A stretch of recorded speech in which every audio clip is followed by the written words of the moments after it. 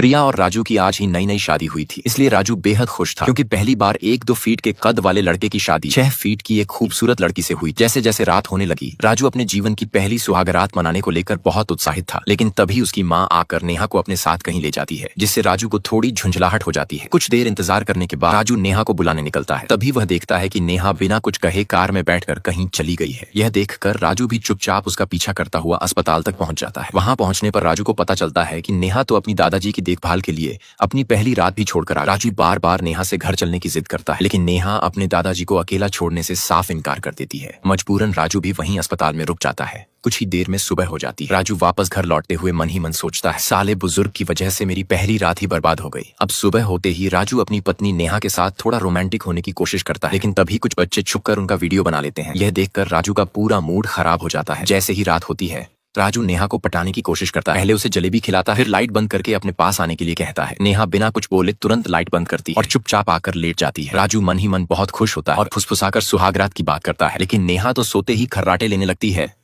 दरअसल शादी को 1 महीना बीत चुका था, लेकिन राजू अब तक नेहा के साथ एक बार भी लूडो नहीं खेल पाया था। जब भी वह खुशी खुशी लूडो खेलने के लिए तैयार होता, नेहा चुपचाप सो जाती और तेज खर्राटे लेने लगती। इस वजह से जब से राजू की शादी हुई थी, वह एक रात भी चैन की नींद नहीं सो पाया था। हर रात नेहा जैसे ही बिस्तर पर आती, जोरदार खर्राटों की मशीन चालू हो जाती और बेचारा राजू किसी कार्टून की तरह चुपचाप करवटें बदलते हुए सो जाता। एक रात राजू का दोस्त उसे कॉल करता है और पूछता है, अब तक तूने नेहा के साथ एक बार भी लूडो खेला या नहीं? इस पर राजू नेहा के खर्राटों की आवाज उसे फोन पर सुनवा देता है। आवाज सुनते ही दोस्त बोलता है, लगता है आज तो कुछ हुआ है। तभी भाभी इतनी गहरी नींद में है। ये सुनकर राजू को गुस्सा आ जाता है। वह दोस्त को गाली देकर फोन काट देता है। उधर जब राजू का पूरा परिवार डिनर कर रहा होता है, तो सब लोग राजू और नेहा के हनीमून ट्रिप के लिए दुबई जाने की बात करने लगते हैं। ये सुनकर राजू मन ही मन सोचता है, यहाँ तो अब तक कुछ भी नहीं हुआ और वहाँ दुबई में क्या गाड़ पाऊंगा। अगले दिन सुबह जब नेहा बाथरूम में नहा रही होती, तब राजू उसे देखने की कोशिश करते हुए धीरे धीरे नेहा नेहा पुकारने लगता है। नेहा अंदर से जवाब देती, मेरे बैग में मेरी ड्रेस है, जरा निकाल दो। राजू ये सुनकर बहुत खुश हो जाता है और झट से बैग खोलता है, लेकिन जैसे ही बैग खोलता है, उसमें सुरक्षा का सामान देखकर राजू की वहां पर एकदम पोपट हो जाती है, जिससे उसे समझ आ जाता है कि अब अगले 7 दिनों तक वह नेहा को हाथ भी नहीं लगा पाएगा। अब राजू हर रात एक एक करके पूरे 7 दिन तक इंतजार करता है कि कब यह समय खत्म हो और वह नेहा के साथ लूडो खेल पाए। फिर जब आखिरी दिन आता है, तो राजू का दोस्त उसे सलाह देता है, अगर आज रात भी नेहा चुपचाप सो जाए, तो तू उसके सोने के बाद बस हल्के से एक किस करके अपने मन को तसल्ली दे दे। राजू अपने दोस्त की बात सुनता है और उसी रात जैसे ही नेहा गहरी नींद में चली जाती है, वह धीरे धीरे उसके पास जाकर उसे किस कर देता है। लेकिन तभी नेहा की नींद खुल जाती है और वह देखती है कि राजू ने उसे चूम लिया है। यह देख नेहा बहुत गुस्से में आ जाती है और राजू को खरी खोटी सुनाने लगती है। वह कहती है, मेरी अनुमति के बिना तुम्हारी हिम्मत कैसे हुई मुझे छूने की? राजू जवाब देता है, मैं तुम्हारा पति हूँ,